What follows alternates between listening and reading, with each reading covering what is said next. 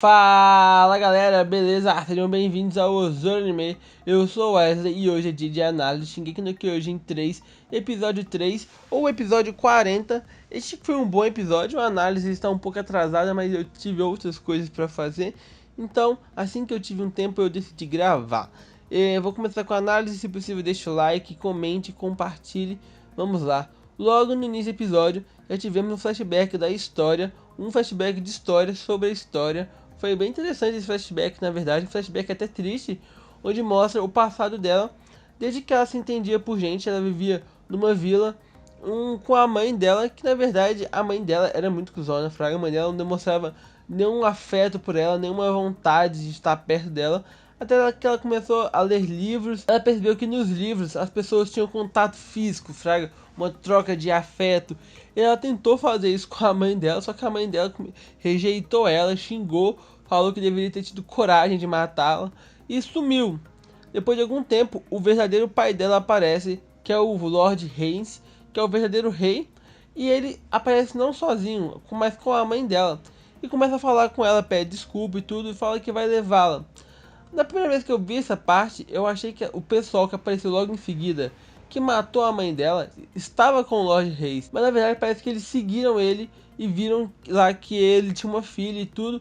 É interessante que a mãe dela foi morta só porque é a mãe dela, sabe? No princípio não demonstrou nenhum motivo que fizesse com que ela fosse morta. E a história seria morta, só que o Lord Reis ele pede para não fazer isso e meio que burla a fraga. Fala, não galera, vamos dar um novo nome para ela, vamos mandar ela para longe, mas deixa ela viva.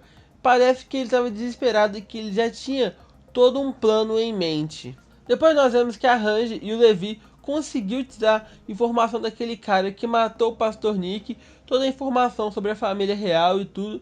E uma coisa interessante, ela passou para todo mundo a informação que tinha no bilhete que o Eren mandou para ela. Ela diz que o Eren viu uma conversa da Irmin com o Bertholdt. Nessa conversa, o Bertholdt falava que a Irmin tinha comido o amigo dele e que isso fez com que ela recobrasse a consciência. Então, pelo que a Range explicou, parece que quando um titã, como uma pessoa que tem poder de se transformar em titã quando quer, ela acaba voltando ao normal e recupera a consciência e consegue virar titã quando quiser. Então ela chega à conclusão que o Eren foi levado porque alguém vai comê-lo e para tentar roubar os poderes dele. Logo em seguida, o comandante Irving encontra com o comandante Pixis. Eles começam a conversar e o Irving acaba falando para ele que vai sim dar um golpe no estado, já que eles querem recuperar a Muralha Maria. E que esse é o único jeito para fazer isso, que é derrubando a galera lá de cima, os reis e os falsos reis, derrubando todo mundo.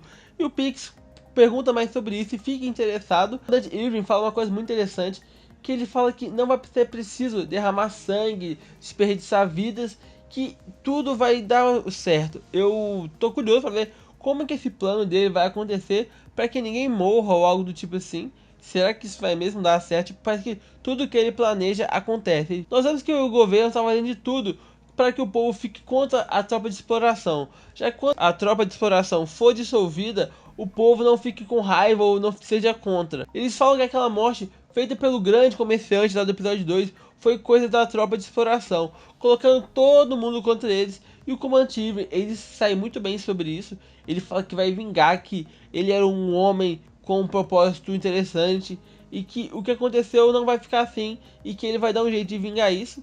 E ele deixa a Range como líder da tropa de exploração. É muito interessante isso. Depois nós vemos um flashback do Irving mais novo, onde mostra ele novinho lá com o pai dele. O pai dele era um professor, ele dava aula de história, ele passava todas as informações que eram teoricamente oficiais. Só que o comandante Irving, desde novo, já questionava.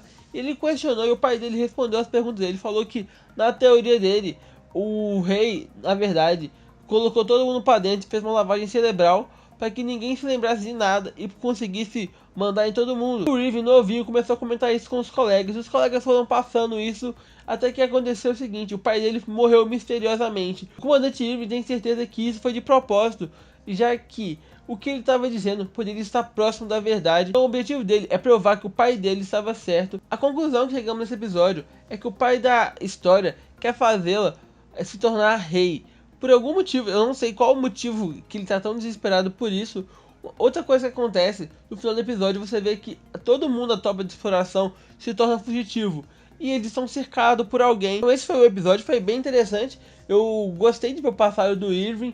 Eu gostei de ver que o Irving tá sempre tramando alguma coisa. E ele tem um objetivo, ele não quer só salvar todo mundo. Ele quer provar que o pai dele está certo. É um objetivo muito pessoal pra fazer uma coisa tão séria assim, sabe? É como se ele fizesse isso só pelo ego, só pra provar que o pai dele sim estava certo, sabe?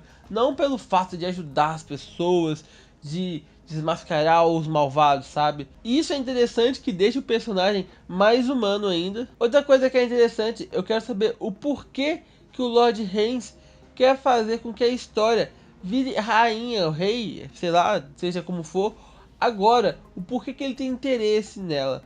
E o porquê que a mãe dela teve que ser apagada, fraga. Essas coisas não foram explicadas. E por que também que aquele pessoal estava seguindo o Lord Reis e ele não fazia ideia que eles estavam sendo seguidos. Muita coisa ainda que me deixa com dúvida, mas provavelmente algumas coisas vão ser explicadas, outras talvez não sejam. Mas é isso aí, galera, essa foi a análise de hoje, espero que vocês tenham gostado. Se gostou, deixa o like, comente, compartilhe, passa nos canais parceiros, passa no Família para Otakus, aquele grupo da hora no Amino. O link do Família para Otakus está na descrição, o meu My Name List também está na descrição. Então galera, até a próxima, valeu, fui!